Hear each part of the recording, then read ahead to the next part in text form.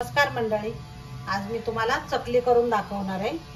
तर हे चकली ना भाजणी नाही किंवा काही झंझट नाही आहे। तर हे आपण फुटाण्याची डाळवापासून आणि पोह्यापासून बनवणार आहे। हे बघा, हे फुटाण्याची डाळ आहे आणि हे पोहे आहेत, आपले नॉर्मल पोहे आपण जे खातो ना पोहे ते। तर हे एक एक वाटी घेतलेले आहे, पोहे एक वाटी आणि हे डाळ एक वाटी, ह्याच वाटीने घेतलेले आहे मी एका मापानेच। आणि त्याच्यासाठी तीळ लागणार आहे, ओवा लागणार आहे, मीठ लागणार आहे आणि जिरेपूड आणि धनापूड आणि तांदळाचं पीठ। तर चला आपण हे आता भाजून घ्यायचंय। हे मी दोन्ही एकत्रच टाकणार आहे। हे बघा, एक एक वाटी घेतलेले। तर आता हे चांगलं भाजून घ्यायचं।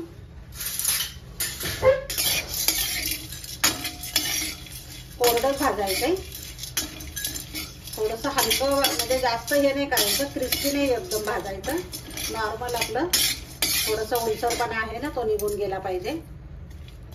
आणि हे भाजून झालं की मग मिक्सरच्या भांड्यातनं बारीक करायचंय, म्हणून ते आपल्याला एकसारखं वाटावं म्हणून आपण भाजून घ्यायचं थोडंसं। मंडळी भाजून झालेले, आता मी गॅस बंद करते। तर कुरकुरीत झालेले, तर गॅस बंद करायचा आता आणि 2 मिनिटं कढई गरम आहे तोपर्यंत राहू द्यायचं, त्याच्यात गार होऊ द्यायचं आणि मग वाटून घ्यायचं। हे बघा मंडळी, एकदम बारीक केलेलं आहे मी, तरी पण मी चाळून घेणार आहे।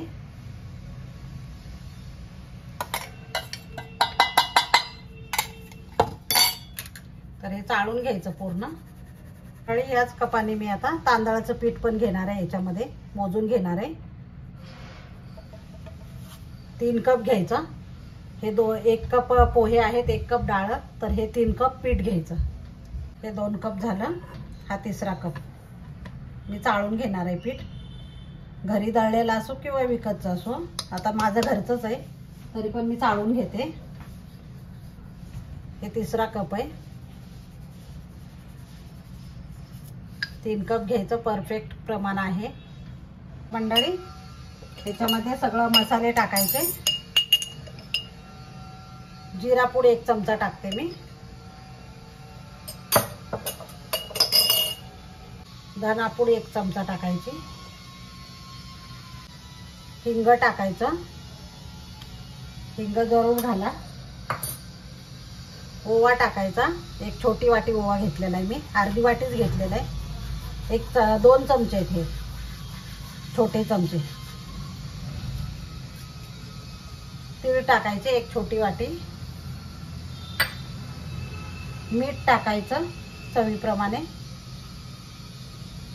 जास्त कमी पण टाकलं मीठ ना तर म्हणजे चांगलं नाही टेस्ट येते एवढी, मीठ बरोबरच पाहिजे। आणि हळदी पावडर टाकायची 1 टीस्पून आणि मिरची पावडर तुमच्या आवडीप्रमाणे टाकू शकता तुम्ही। ते तिखटवाली तर मी 1.5 चमचा टाकते, कारण खूप तिखट आहे हे।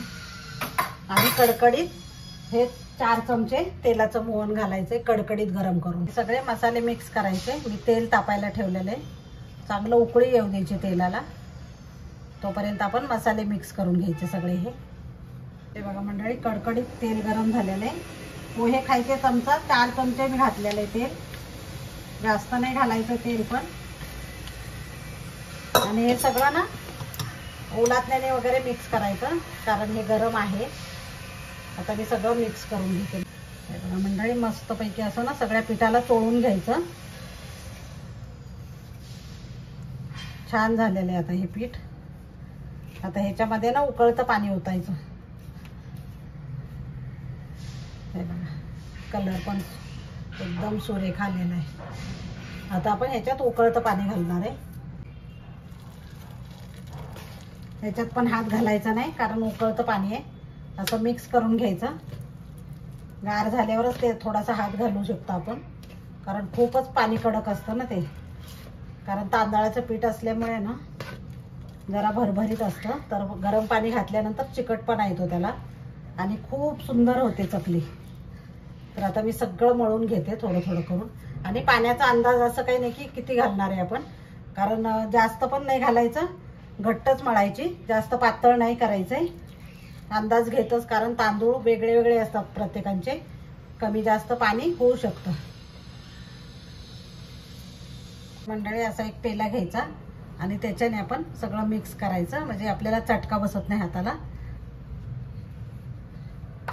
हे असं सगळं मिक्स करून करून मळायचं. आता मला याच्यासाठी ना 3 कप पाणी लागलं. हे 3 कप, आणि लागलं तर मी थोडंसं गार पाण्याचा हात लावणार आहे परत, पण 3 कप परफेक्ट लागलं. आणि घट्टच ठेवायचं, म्हणजे जास्त पातळ नाही करायचं, म्हणजे काटे छान येतात चकलीला. हे बघा मंडळी, गरम आहे ना तोपर्यंतच मळायचं मस्त. थोडासा पाण्याचा हात लावायचा आणि असंच मळून घ्यायचं, नाही तर गार झाल्यावर ना ते चांगलं पीठ हे होत नाही, चिकटपणा येत नाही त्याला. त्याच्यामुळं गरम आहे तोपर्यंतच मळून घेते मी. हे बघा मंडळी, मस्त मळून झालेलं आहे आणि असं घट्ट मळलेलं आहे मी, घट्टच पाहिजे. तर आता चकली करायला घेणार आहे. मंडळी मी पीठ आता हे दुसऱ्या भांड्यात काढून ठेवलं आणि थोडंसं घेतलं आहे. आता थोडंसं पाणी लावायचं आणि ह्याला मळून मळून घ्यायचं गोळ्याला. एकदम छान मळायचं. प्रत्येक वेळेस असंच करायचं आपण सोऱ्यात भरताना, म्हणजे चकली खूप छान पडते आणि तुटत नाही मध्ये मध्ये. हे बघा, हे असं मस्त मळून मळून घ्यायचं. आणि सोऱ्याला काय तेल किंवा तूप लावायची गरज नाही आहे, कारण व्यवस्थित पडते आणि चिटकत पण नाही आहे पीठ. तर पूर्ण भरून घ्यायचं आपण व्यवस्थित, गच्च भरायचं.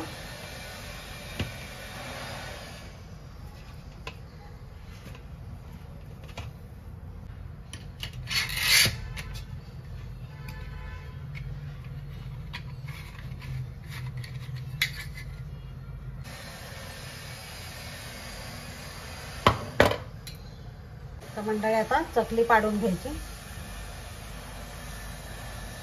बघू शकता तुम्ही, खूप मस्त पडते चकली, तुटत पण नाहीये बघा.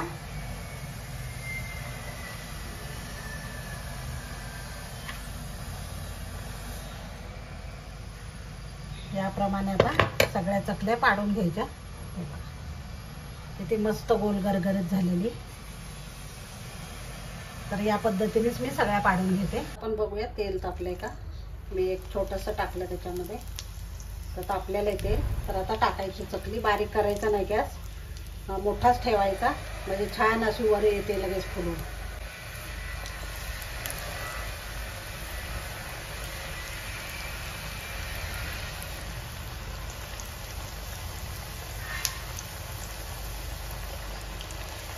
आणि मंडळी, लगेचच आपण तेलात टाकली ना की त्याला झाऱ्याने काही हलवायची गरज नाही आहे, कारण थोड्या वेळ एक मिनिटभर थांबायचं, मगच आपण हे करायचं, सेट होऊ द्यायची पूर्ण, नाही तर तुकडे पडू शकतात.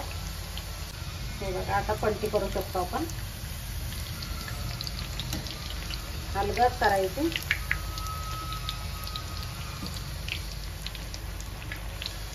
आता हे तेलाचे पूर्ण बुडबुडे थांबलेले आहेत बघा. आता चकली आपली भाजलेली, म्हणजे तळून झालेली, ते आता काढून घ्यायची आपण. हे बघा किती मस्त झालेली, अजिबात कुठेही ब्रेक झालेली नाही किंवा तेलामध्ये पसरत नाहीये, एकदम परफेक्ट झालेली. हे बघा मंडळी, किती सुंदर झालेली चकली. आणि अशी एक जाळी घ्यायची, त्याच्यावर टिश्यू पेपर ठेवायचा आणि हे काढून घ्यायची चकली. परत आता मी दुसरी गॅस टाकते. गॅस मोठाच ठेवायचा आहे.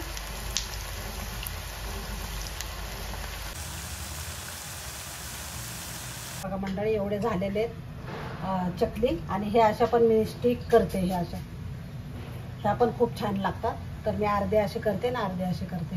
हे बघा मंडळी, सगळी चकली करून झालेली आणि एवढी खुसखुशीत मस्त झाली ना. आवाज ऐका तुम्ही, खूपच छान झालेली. आणि मी तोडून पण दाखवते. हे बघा, इतकी मस्त आणि पोकळ झालेली ना आतून पण. हे बघा, तर या पद्धतीने तुम्ही पण, फक्त त्याच्या काय काय चुका आहेत ना त्या टाळायच्या. मोठा गॅस करूनच टाळायचं. तर मंडळी, गॅस मोठा ठेवायचा आणि तेव्हा चकली आपण टाकायची. गॅस कमी करायचाच नाही शेवटपर्यंत, आणि व्यवस्थित खमंग तळायची, लगेच कच्ची काढायची नाही. तर मी 2 पद्धतीच्या केलेल्या आहेत बघा चकल्या. ही पण आहे आणि हे पण. हे बघा किती सुंदर झालेले आहेत बघा हे पण.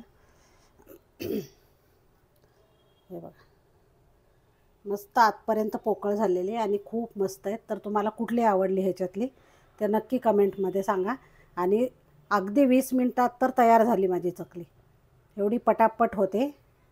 तर आवडलं असेल माझी चकलीची रेसिपी तर लाईक, शेअर आणि सबस्क्राईब करायला विसरू नका. तुम्ही लाईक करत नाहीत आणि कमेंट पण करत नाही आहेत, तर नक्की करा दिवाळीला. आणि खूप मस्त झालेली चकली, तर एन्जॉय करा. धन्यवाद.